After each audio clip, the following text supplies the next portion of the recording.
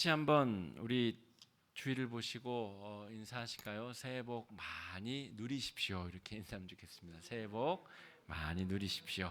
네. 보면 우리가 새해 복 많이 받으라는 인사는 많이 하는데 받은 복을 좀 잘 누림이 필요한 것 같습니다. 새해는 이미 받으신 복 많이 누리실 수 있는 새해가 되시기를 바랍니다. 새해를 맞이하는 방법에는 여러 가지 방법들이 있습니다. 어제도 떠올랐고 그제도 떠올랐고 별일 없으면 내일도 떠오를 태양인데 이 1월 1일에 떠오르는 태양이 사람들에게는 남다른 의미를 갖습니다. 그래서 1월 1일이 되면 이렇게 바닷가로 몰려가서 떠오르는 태양을 바라보며 신앙이 없는 분들은 태양을 향해 소원을 빌기도 하고 건강을 기원하기도 합니다. 왼쪽 사진은 우리 보신각 타종 연례 행사인데 우리 두 사진 모두 이번 새해에는 볼 수 없는 광경이 되었습니다. 보신각 타종도 온라인으로 진행이 되고 우리 전국 각지의 해돋이 명소도 폐쇄되거나 모임 자제를 권고받았기 때문입니다. 우리가 여러 번의 새해를 맞이해 보지만 이 오늘만큼은 정말 평생 잊지 못할 새해가 아닌가 싶습니다. 왜냐하면 지난 한 해가 너무나 힘든 시간이었기 때문에 아마 평생 죽을 때까지 잊지 못할 앞으로 2020년보다 더 큰 전염병의 위험과 위기가 오더라도 이 첫 번째 큰 고비만큼은 아마 온 국민이 평생 잊지 못할 짊어지고 가야 될 기억이 아닐까 싶습니다. 코로나19 때문에 많은 사람들이 병에 걸리고 또 목숨을 잃었습니다. 물론 유럽이나 미주 대륙처럼 아주 감염자와 사망자가 많은 나라들에 비하면 그래도 감사한 결과이지만 여전히 우리는 신앙 공동체가 모일 수 없고 또 삶의 자리가 피폐해져 가고 여러 어려움과 환난을 직접 우리가 지금 겪어내고 있습니다. 이런 일이 지나고 이제 2021년에는 하나님의 돌보심과 보호하심과 치유하심으로 회복의 역사가 있기를 바랍니다. 비 온 뒤에 우리 땅이 더욱 굳어진다는 표현이 있죠. 비가 올 때에는 질척거리고 또 신발에 진흙이 묻기도 하고 여러 가지 불편한 점이 있으나 적당한 비가 내리면 땅에 수분이 공급되어져서 땅이 더 단단해진다는 표현입니다. 2020년의 어려움이 잘 지나가면 2021년에는 우리가 더 건강한 자세로 신앙생활하고 우리의 삶이 하나님의 피조 세계와 더불어 살아갈 수 있는 능력을 얻게 되리라고 믿습니다. 비온 뒤에 땅이 더 굳어지는 은혜가 2021년도에 우리 가운데 새롭게 펼쳐지기를 바랍니다. 그런 의미에서 2021년도는 새로운 전환점이다라고 말할 수가 있겠습니다. 큰 어려움을 겪은 이후에 비온 뒤에 땅이 견고해지기 위해서는 우리가 전환점을 제대로 인식하고 이 전환점을 제대로 대처해야 됩니다. 2020년에 여러 차례 온라인 예배로 전환되었습니다. 지금도 온라인 예배로 우리는 송구영신 예배를 드리고 있습니다.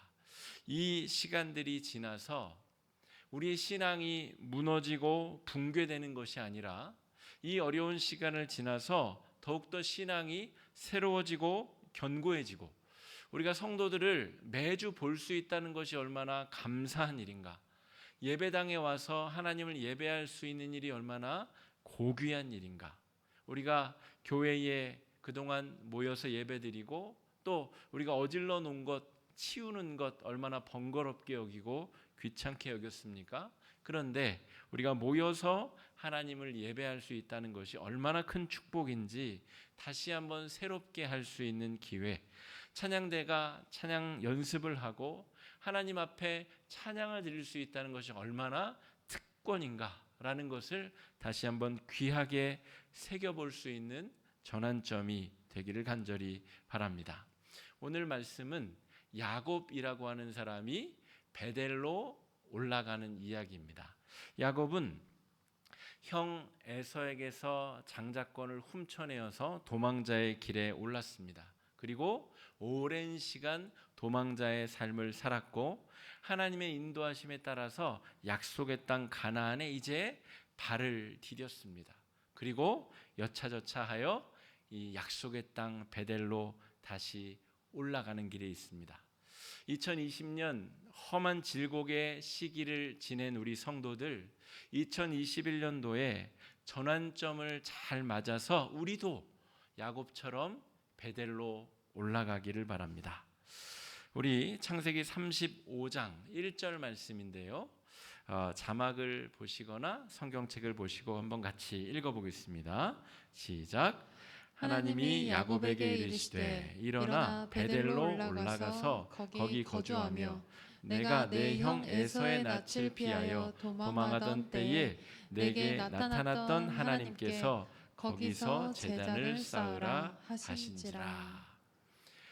가나안 땅에 도착한 야곱은 사실 어디로 가야 될지, 무엇을 해야 될지 지금 갈피를 못 잡고 있습니다. 이 야곱이 지금 20년간 방황의 시기를 거쳐서 다시 이 약속의 땅에 왔는데 돌아오기는 하였지만 어디서 무엇을 어떻게 하며 살아야 될지 전혀 갈피를 못 잡고 있다는 것이죠. 우리도 마찬가지입니다. 우리도 2020년 이 정말 한파와 같은 어려운 시기를 보낸 우리는 이제 신앙생활을 어디서부터 어떻게 다시 시작해야 되지?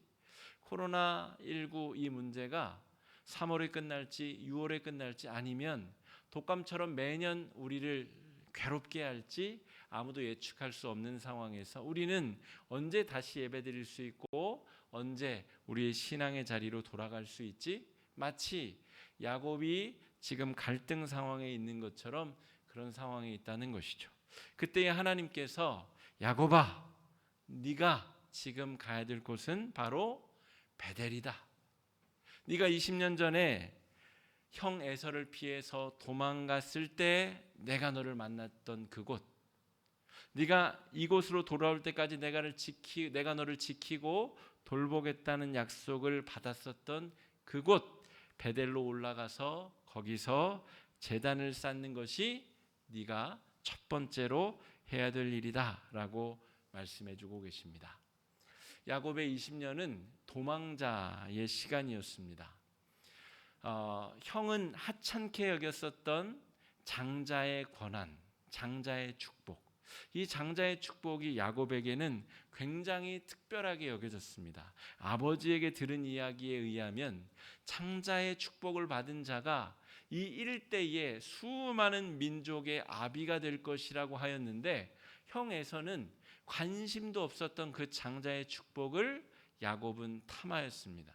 그래서 죽음을 무릅쓰고 그 장자권을 훔쳐내죠. 그리고 나서 도망자길에 오른 지 20년의 세월이 지났습니다. 이제는 내가 왜 도망갔는지, 내가 도대체 뭐 하느라고 인생을 탕진했는지 자기도 잊어버릴 만한 세월이 흘러버린 것이죠. 그런데 다시 돌아온 이곳에서 하나님께서는 얘야, 베델로 돌아와라. 내가 거기서 너에게 한 약속을 다시 각성시켜 주겠다. 다시 깨닫게 해주겠다. 네가 무엇을 놓쳤는지 무엇을 까먹었는지 내가 다시 일러주겠다 라고 하나님께서 친히 이끌어주고 계신 것이죠. 갈피를 잃어버린 우리 성도들 역시 오늘 이 원단, 새해 원단 송구영신 예배를 통하여 베델로 올라가라고 말씀하시는 주의 음성이 우리의 영혼의 귀에 들려지시기를 바랍니다. 우리가 무엇을 해야 될지 갈피를 못 잡고 있을 때에 주님은 우리가 베델로 올라가기를 바라고 계십니다. 베델에서부터 잃어버린 길을 다시 찾아서 믿음의 반석을 든든히 세우고 우리의 믿음의 길을 새롭게 갈피를 잡기를 바라고 계시는 것이죠. 20년 전에 하나님께서는 도망자 야곱을 베델이라고 하는 곳에서 만나 주셨습니다. 어떻게 만나 주셨는지 그림을 그린 화가는 이렇게 그렸습니다. 우리 조반니 바티스타 티에폴로, 이름도 어렵네요. 이탈리아 화가인데 우리 18세기의 작품입니다. 그런데 우리가 흔히 야곱의 사닥다리 베델의 하나님이라 그러면 우리 가정에서 쓰는 사다리를 상상하시는 경우가 있어요. 그리고 이 야곱의 사닥다리를 검색하면 실제로 화가들이 가정용 혹은 공사장에서 쓰는 그 사닥다리를 그려 놓는 경우가 많은데, 이 성서 이 원어적인 사닥다리의 의미는 하늘로 연결된 돌 계단이 더 부합하는 이미지입니다. 그것을 잘 그려낸 화가가 이 화가입니다. 잘 그림의 중앙을 보시면 하늘과 땅이 연결된 돌 계단이 있고 천사가 오르락 내리락 하며 이것이 하나님께서 임재하신 증거라는 사실을 보여주고 있습니다. 그러니까 이 베델에서 야곱이 하나님을 만났다는 것은 하늘과 땅이 만나는 곳에 야곱이 있었다 하는 것이죠. 야곱은 지금 어떤 신세라고 말씀드렸죠? 죄인, 형한테 걸리면 꼼짝없이 죽을 죄인, 지금으로 치자면 사형수라는 말입니다. 지금 죽을 수밖에 없는 죄를 지은 그 죄인을 하나님이, 거룩하신 하나님이 만나주고 계시다는 것이죠. 하나님께서 지금 야곱을 귀하게 여기시는 것이 무엇이냐? 야곱의 어떤 부분을 귀하게 여기셔서 에서를 만나서 위로해 주시는 것이 아니라 왜 하필 베델에서 야곱을 만나고 계시느냐? 그 하나님의 마음을 우리가 집중할 필요가 있습니다. 창세기 28장에 이 베델에서 하나님을 만나는 이 야곱의 이야기가 등장하는데, 창세기 28장 13절 우리 한번 같이 읽어보겠습니다. 또 본즉 여호와께서 그 위에 서서 이르시되 나는 여호와니 너의 조부 아브라함의 하나님이요 이삭의 하나님이라. 내가 누워 있는 땅을 내가 너와 내 자손에게 줄 것이다. 하나님께서 지금 야곱에게, 범죄자 야곱에게 하시는 이야기의 핵심이 뭐냐면 제가 정리했습니다. 바로 이겁니다. 야곱이 가진 죄의 문제에 하나님은 관심을 집중하고 있지 않으세요. 에서도 죄인이고 야곱도 죄인이고 다 죄인이기 때문에 하나님의 관심은 지금 야곱이 가졌던 순수한 열정, 에서는 하나님의 장자의 축복을 하찮게 여겼는데 야곱은 그 장자의 축복을 목숨을 걸고 순수하게 사모했다는 것이죠. 그 순수한 열정을 하나님은 기쁘게 여기셔서 야곱을 만나시사 네가 지금으로부터 한동안 방황의 시간을 거칠 텐데 두려워하지 말아라. 네가 어디에 가든 무엇을 하든 너를 지킬 것이고 너는 이곳으로 다시 돌아오게 될 것이다. 돌아오게 되면 내가 이 땅과 이 지역의 모든 일대를 너와 너의 자손들에게 줄 것이다. 하나님께서 그렇게 약속하셨다는 것이죠. 여러분 2020년 어떻게 지내셨습니까? 하나님이 나에게 바라시는 것이 무엇일까? 하나님이 나에게 완벽한 신앙생활, 완벽한 인간적인 모습, 완벽한 윤리적인 모습을 원하셨을까? 그렇지 않을 수도 있다는 것이죠. 바리새인들의 위선적인 신앙이라면 차라리 하나님은 그 꼴을 우리에게서 보기 원치 않으셨을 수도 있다는 것입니다. 우리에게 바라셨다는 것은 하나님의 부르심을 향한 순수한 열정, 하나님을 순수하게 사모하고 사랑하는 그 마음을 하나님은 우리에게 바라고 계시다는 것이죠. 2020년 여러분 각 가정에서 정말 한순간도 삐뚤어짐 없이 예배 잘 드리셨습니까? 저는 사실은 그렇지 못했습니다. 어저께도 우리 수요 온라인 예배 전도사님 말씀 전하실 때 제가 가정에서 최선의 집중을 다해서 해보려고 하였으나 집중이 잘 되지 않습니다. 가정에서 최선을 다해 이 예배당에서 예배 드리는 것처럼 그렇게 드릴 수가 없어요. 양복 입고 넥타이 매고 정말 집중하여서 땀 흘리며 그렇게 예배드릴 수 없다는 것이죠. 그렇기 때문에 여러분, 우리는 우리의 행위로 절대 하나님을 만족시킬 수 없습니다. 대신에 우리가 하나님의 마음을 흡족하게 할 수 있는 것은 무엇이냐면 우리의 순수한 열정. 다시금 하나님 우리를 붙들어 주시면 우리가 다시금 방황의 시기를 끝내고 다시 베델로 돌아와 우리를 부르신, 우리를 구속해 주신 그 은혜와 사랑에 다시금 나아가겠습니다. 다시 면목 없고 부끄럽지만 하나님의 은혜를 붙잡고 그 은혜 앞에 서겠습니다 라고 하는 이 순수하고 이 정말 뻔뻔한 심령을 하나님께서 우리에게 원하신다는 것이죠. 오늘 본문 창세기 35장 3절 말씀 우리 한번 같이 읽어보겠습니다. 야곱이 뭐라고 결단하며 가족들에게 이야기하는지 같이 한번 읽어보시겠습니다. 시작. 우리가 일어나 베델로 올라가자. 내 환난 날에 내게 응답하시며 내가 가는 길에서 나와 함께하신 하나님께 내가 거기서 제단을 쌓으려 하노라.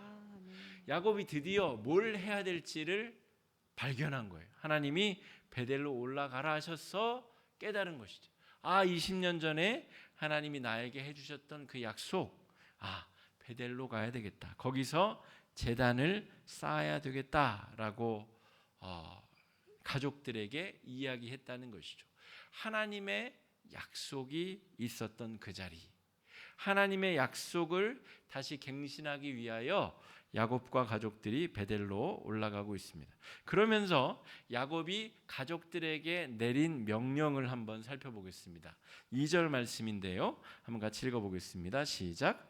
야곱이 이에 자기 집안 사람과 자기 함께한 모든 자에게 이르되 너희 중에 있는 이방 신상들을 버리고 자신을 정결하게 하고 너희들의 의복을 바꾸어 입으라. 그렇지. 이렇게 하여서 베델로 올라가면 되겠구나. 여러분, 2021년 지금 제가 노란색으로 표시해둔 이 말들, 이방 신상들을 버리고 정결하게 한 후에 너의 의복을 바꾸어 베델로 올라가자. 이 35장 2절 말씀을 바탕으로 2021년 우리 화곡 중앙교회 공동체는 하나님 앞에 어떻게 서야 될지 여러분 다시 한번 우리가 결단하면 좋겠습니다. 이방 신상들을 버린다는 이야기는 하나님만 의지하여서 2021년도를 살아가자라고 하는 의미입니다. 20년간 이방 땅에 거주하면서 야곱은 하나님만 섬긴다고 하였지만 같이 따라온 가족들은 그 지방의 풍속에 따라 이방 우상들을, 드라빔들을 많이 가지고 있었습니다. 그러나 이제 베델로 올라간다고 할 때에는 다 버리고 이방 신상들을 다 버리고 하나님만 믿고 나아가기로 결단하자, 결심하자. 야곱이 그렇게 이야기하고 있다는 것이죠. 2021년 여러분 여전히 불안할 것입니다. 여러분 백신이 우리에게 오면 안심이 될까요? 코로나가 없어졌다라고 방역당국이 선포하면 안심이 될까요? 또 다른 위험, 또 다른 공포, 또 다른 경제적 어려움, 우리 건강상의 위험, 여러 위험들이 우리 앞에 도사리고 있을 텐데 그때마다 다른 우상들을 붙잡으실 것입니까? 2021년 야곱이 하나님 앞에 결심하며 가족들을 단속하는 것처럼 2021년 어떠한 일이 있어도 하나님의 돌보심만을 의지하며 나아가겠습니다. 이런 결심으로 이 시간 나아갈 수 있기를 바랍니다. 정결하게 한다라고 하는 것의 의미는 자기 자신을 깨끗하게 한다는 것인데 이것을 영적인 의미로 2021년 우리 공동체에 적용하자면 말씀을 묵상하며 말씀을 이정표 삼아서 나아가겠습니다. 내 삶을 정결하게 해야 되는데 그 기준은 바로 하나님의 말씀입니다 라고 하는 것입니다. 작년 한 해도 우리가 말씀을 붙잡고 살려고 열심히 했었지만 부족한 부분들이 많이 있었습니다. 여러분, 새해에는 우리가 말씀을 붙잡고 말씀을 묵상하며 말씀대로 회개하며 내 삶을 다시 재조정하며 하나님 앞에 정결하게 나아가실 수 있는 한 해가 되시기를 주님의 이름으로 축복합니다. 세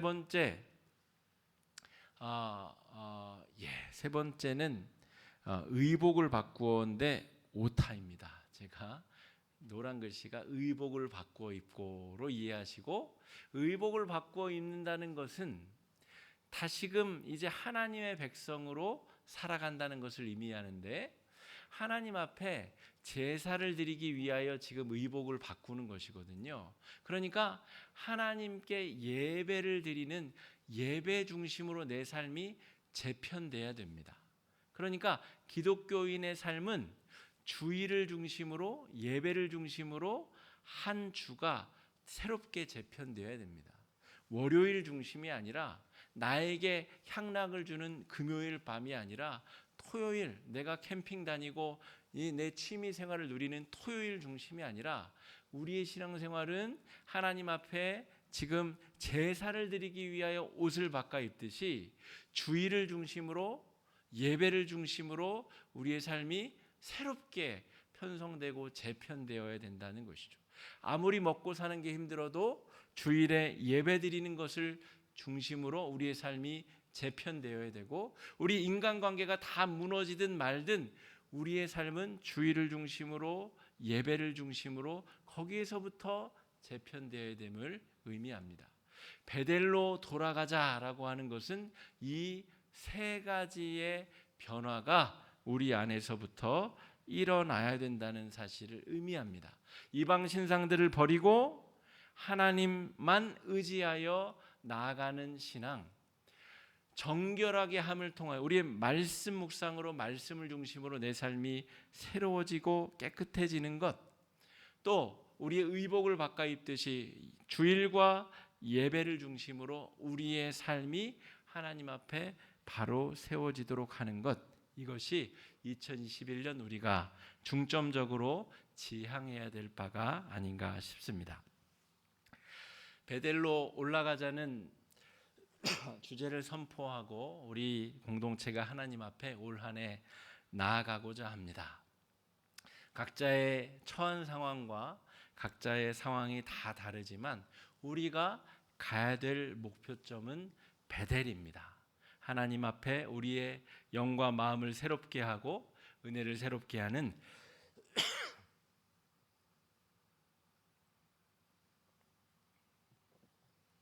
귀한 새해 첫 출발이 되기를 주님의 이름으로 축복합니다. 이 시간에 함께 기도하겠습니다. 사랑의 주님, 송구영신 예배 베델로 올라가자라고 하는 말씀으로 은혜 함께 나누었습니다. 주님, 2020년 모두가 힘든 시간을 보냈으나 각자의 흩어진 자리에서 다 함께 베델로 돌아가게 하여 주시옵시고, 하나님만 의지하여 나아가는 신앙, 말씀을 중심으로 우리의 삶이 새로워지는, 정결케 되는 신앙, 주일을 중심으로, 예배를 중심으로 우리의 삶이 재편되는 놀라운 신앙의 회복이 있게 하여 주시옵소서. 은혜 주심을 감사드리옵고 귀하신 예수님 이름으로 간절히 기도드립니다. 아멘.